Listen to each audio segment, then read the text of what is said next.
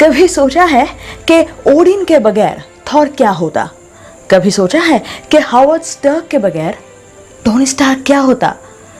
कभी सोचा है कि योंडू के बगैर क्विल क्या होता? योंडू तो क्विल का बायोलॉजिकल फादर नहीं है, या नहीं है, पर सोचने वाली बात तो यह है कि योंडू नहीं होता तो क्विल कहाँ होता? एक कहानी में हीरो हीरोइन जितना इम्पोर्टेंट होता है उतना ही साइड रोल्स भी इम्पोर्टेंट होते हैं, पर इन्हें साइड रोल्स कहना क्या ठीक रहेगा? क्योंकि हमारे लाइफ में हम ही खुद हीरो होते हैं, पर मम्मी पापा के बगैर शायद हम कुछ भी नहीं हैं, और हमारे सुपर हीरोज भी कुछ भी नहीं है। तो आज हम बात करने वाले हैं 10 ऐसे Marvel super mummy and daddy के बारे में जिनको हम कभी नहीं भूल सकते।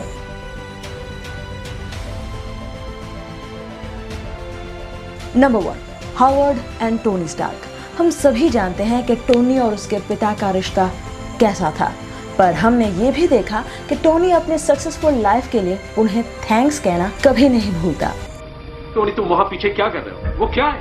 वापस रखो।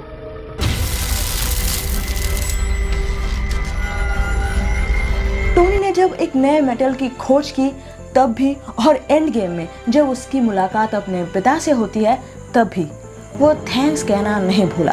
आपको गुजरे हुए 20 साल हो गए डैड, मगर आज भी मुझे पाठ पढ़ा रहे।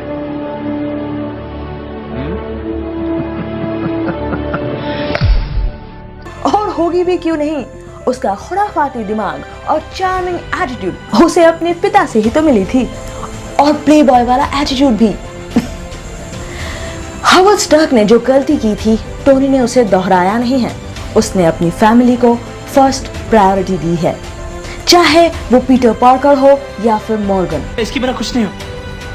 अगर तुम इसके बिना कुछ नहीं हो तो तुम इसके लायक नहीं हो, समझे? डैड की तरह बात करने लगा।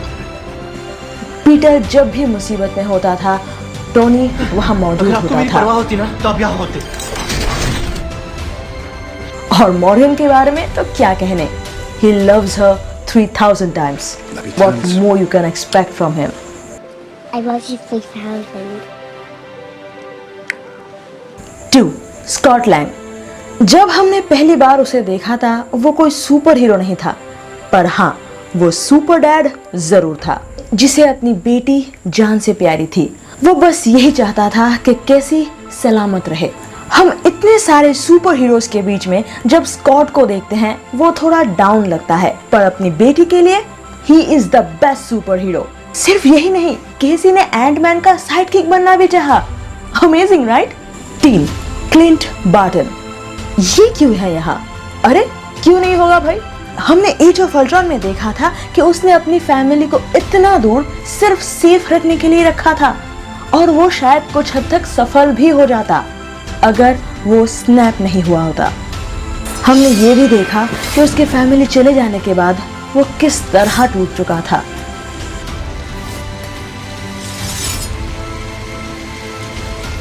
नंबर 4, फ्रिगा। वो बस थॉर और लोकी की माँ ही नहीं थी, वो एक बेहतरीन जादूगरनी थी, और हमने उसे ज्यादा थॉर द डार्क वर्ल्ड में देखा था, जहां वो जेन फॉस्टर को बचाते हुए अपनी जान दे देती है। फ्रिगा वो देख पाती थी जो और कोई नहीं देख पाता था, और हमने ये भी देखा कि लोकी अपनी माँ से कितना प्यार करता था, और ये ऐसे ही नहीं था क्योंकि फ्रिगा थॉर और लोकी के बीच में कभी फर्क नहीं करती थी। 5. योंडू।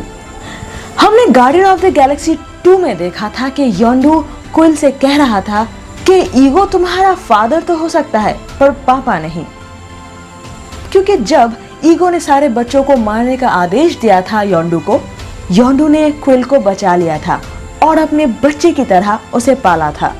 और हमने गार्डियन ऑफ द गैलेक्सी 2 में ये भी देखा कि योंडू ने क्विल को बचाते हुए अपनी जान दे दी। वो ऐसे ही नहीं था।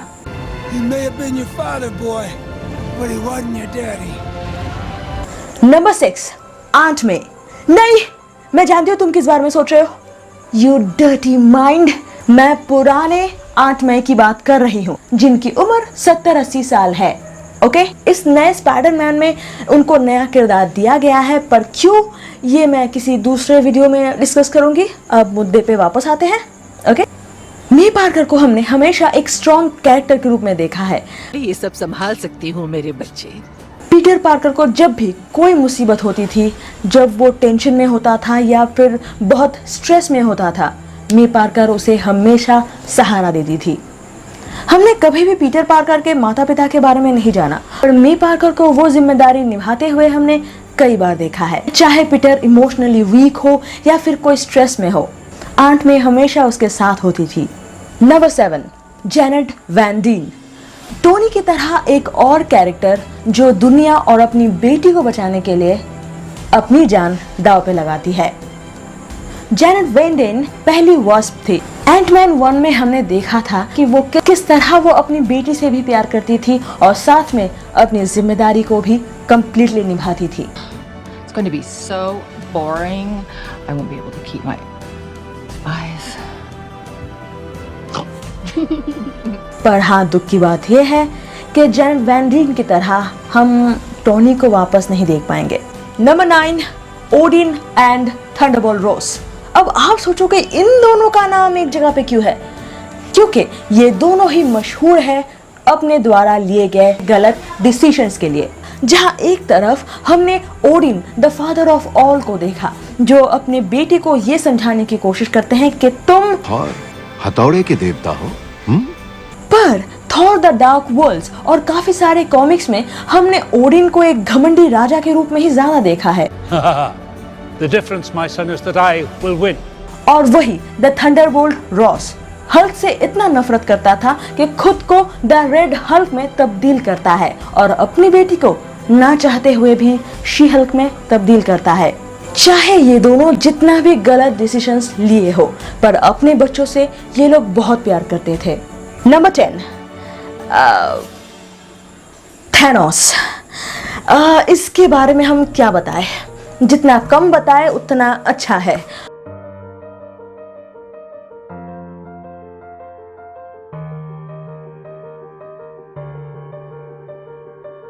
तो खैर, जाने दो।